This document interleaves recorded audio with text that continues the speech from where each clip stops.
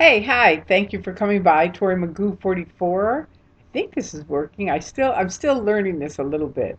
Anyway, here are my little roses that I got from John. It's February, Valentine's Day. So anyway, I thought I'd include them. There's a couple of questions. I asked you guys if you would answer any question or send me any questions that you have that you'd like to have me answer.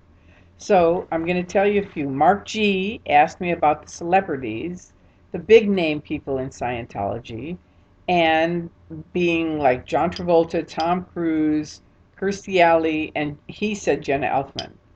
Um, and will they ever address the abuses that are mentioned in Going Clear? If you haven't seen the movie or read the book Going Clear, it both are fabulous.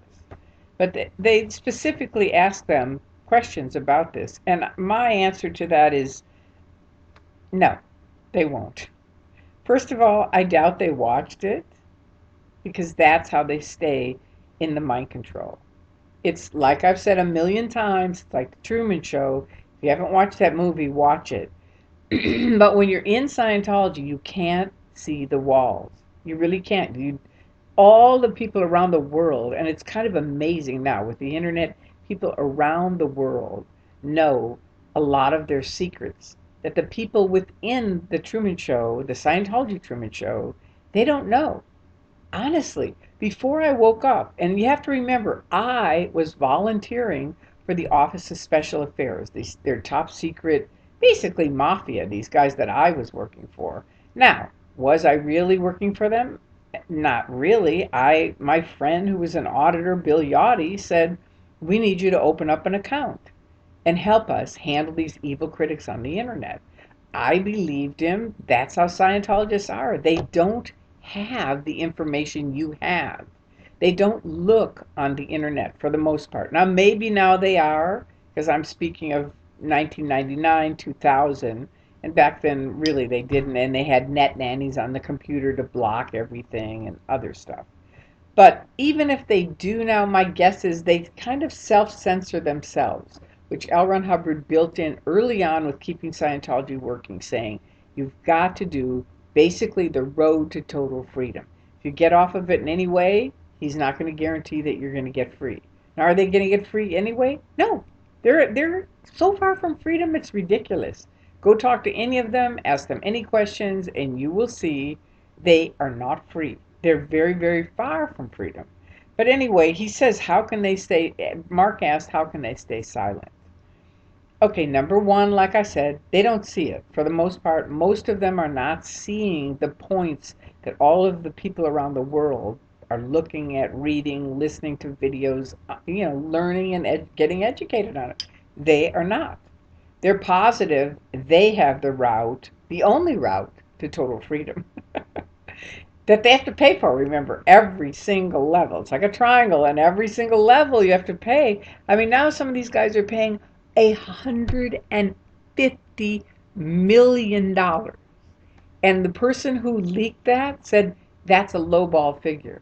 Now, this isn't buying anything in Scientology. This is a flat-out gift to David Miscavige. What knucklehead would give someone $150 million for nothing? For nothing. Now they believe they're helping mankind. Hubbard had these huge generalities that he would use that, made it sound okay, we're helping mankind. But after a while you have to start looking at how. How are we helping mankind? I live in Los Angeles for the most time. I'm here in Spokane, Washington now, and it's wonderful and it's Scientology free. But in Los Angeles, there's a lot of Scientology. There's a lot of homeless. There's a lot of violence. There's a lot of murders. There's a lot of bad things going on. Have these OTs, these operating thetans, these people that have these superpower abilities been able to help anyone? The answer is no, zero. Not at all. The situation has gotten worse and worse and worse. Now, their excuse, well, there's no, if we had more OTs, then we could. That's a really bogus excuse. Okay, so anyway, that's number one. Number two is if by chance they do decide I think I'll go read the internet and see what's happening on there or listen to some of these videos. Obviously, what happens is they go into what Hubbard called doubt, where they start going, there's something wrong with this group. Okay, they're sent to ethics. And ethics says, you know what? Look at the conditions. What condition would you say that is? And they themselves will say, I guess I'm in doubt. All right, and what is doubt? What's the actual, how do you get out of doubt? You have to decide whether you're on this side, which is basically knowledge, information, and truth, or their side, which is basically mind control, peer pressure, huge ripoff, can't look at anything, but guaranteed you're going to get free. Even though the top guys that are already at the top are a wreck for the most part. But they picked a few people, probably this guy that gave the $150 million, and they're like, look at him, man. That could be you. Really? Really? Okay, so there you go. OSA is always there, and ethics, to handle any considerations. And they have all kinds of black PR on people, flat out lies. Like me, oh, she was having an affair, total lie. They finally took it off of Religious Freedom Watch because I said, bring them over. I want to meet who I'm having an affair with. They just make up stuff. Hubbard said that if you don't have shit on somebody, just make it up. That's okay. All right, so there you go. The last thing that Mark asked was Jamie DeWolf is coming out with an expose. And he said, is it real? Absolutely, it's real.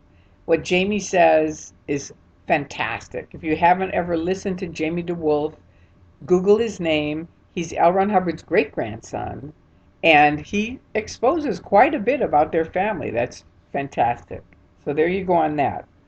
Barb Miller asked, are they making an interest on any of the money on account? I was never in finance, but I would bet thousands and thousands of dollars on any kind of a bet. Absolutely. They're using the money to invest and make money. Sure. That's why they won't give it away either. Okay, Sarah Wilder asked, how she wanted to know, what if I want to open a bank account and put $5,000 in it and tell Scientology I'm putting it in my bank in order to use later with Scientology? What would they say? All right, here's what they'd say. Sarah, come on. Why would you be supporting banks? You know banks are basically suppressive. They don't care about you. We care about you.